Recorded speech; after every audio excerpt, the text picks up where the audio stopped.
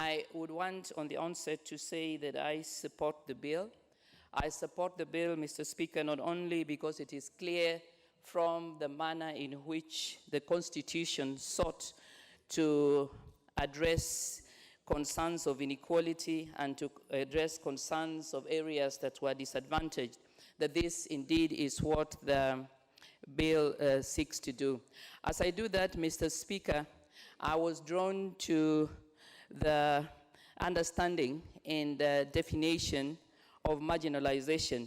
Mr. Speaker, it is clear that as we look at this bill, we are working on very clear demarcations and indeed surveys that were done by the Commission of Revenue Allocation, and that it is clear from that, Mr. Speaker, that it was seen that marginalization is a consequence of a number of skewed processes in the distribution of scarce resources, and that indeed there are cases in which the marginalization can also be the result of the geographic location or indeed the manner in which a particular community or a particular county or areas seem to still be outside the purview and indeed the accessibility of the development and national axis.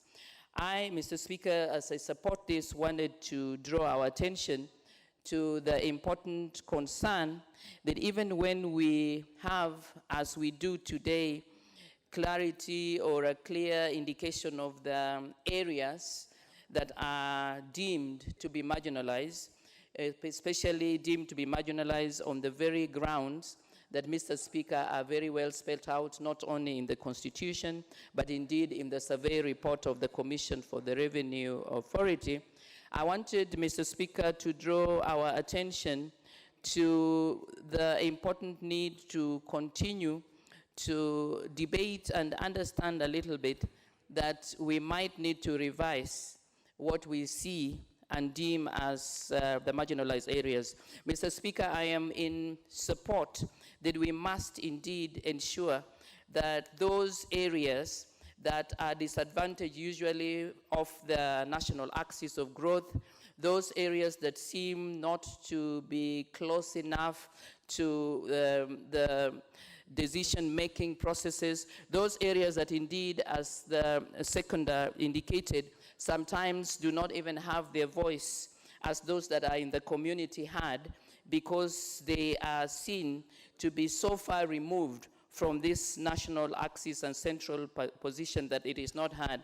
I, however, want, Mr. Speaker, to indicate that when we consider the kind of areas that we have spelled out precisely on those grounds, we will see that it is possible, Mr. Speaker, that whereas we have already identified and listed very clear areas that need to be taken care of by this special purpose fund, very specific areas that need to indeed be brought up in this catch-up fund, very specific areas indeed, Mr. Speaker, that we have listed only as county and as areas. We need to also recognize that there are areas in this country that would indeed still fall and would qualify for the kind of affirmative action or purposive catch-up as indeed is presented. Mr. Speaker, I'm thinking in particular of a county such as Migori. Mr. Speaker, I must say that I do not come from Migori County.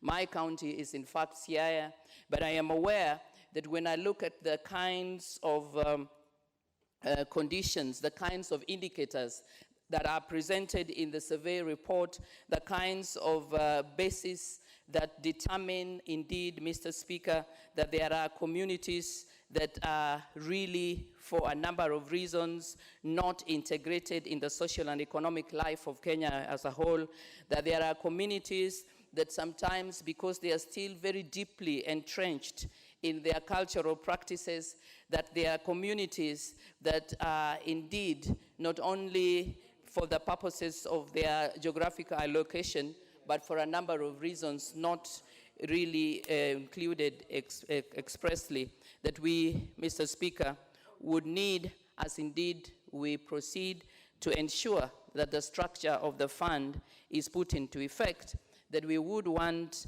to revise and indeed look into different parts of this country that might not have been captured, because, Mr. Speaker, sometimes people look at the overall picture and they assume that you are going to find that the circumstances that obtain in a broad, say, county will be applicable to the very specific areas. So, Mr. Speaker, I support the bill, and I support the bill because indeed it is clear that it is the only mechanism that would enable us to improve and ensure that we are embracing and we are ensuring that those areas that were left behind can catch up, and that the catch-up can be substantive, because it would not just be in terms of making statements, but that the catch-up would be really linked into very clear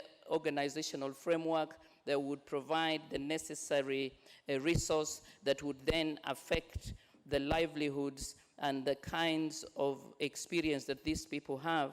My only request, Mr. Speaker, is that as we do that, then it is important for us not to base what we do on broad generalizations, but to seek to even understand and perhaps define a lot more clearer what it is that we would see as the marginal areas. I thank indeed the mover of the bill. I know indeed, as was presented, that it was recognized that the Constitution talks about areas, and we have tended, Mr. Speaker, to identify as we have counties. I further want to request that we look beyond even those areas that we have tended to traditionally see as marginalized, use the very grounds that are specified in the Constitution, and, Mr. Speaker, where we can, include it. I conclude, Mr. Speaker, by drawing an analogy with hardship. As somebody whose background is teaching, Mr. Speaker, we have found that when we deal with the teaching experience and the manner in which teachers operate, we have tended to classify broadly. Some areas had hardship and others as non-hardship.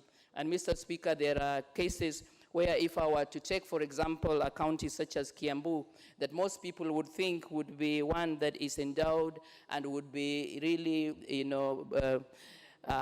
accessing very good infrastructure. But we might find that with regards to education, in the very same county, we could find, if we were to look keenly for the indicators that we talk about, some manifestation of hardship. It is for that reason, Mr. Speaker, that I support and I continue to ask that we do indeed revisit and ensure that our understanding of marginalization serve the very purpose that we intended, that we would not in any way leave some communities, geographic areas, or some citizens of Kenya that are not really attached to the national axis and that do not receive the benefit of the national growth. Thank you, Mr. Speaker. I support.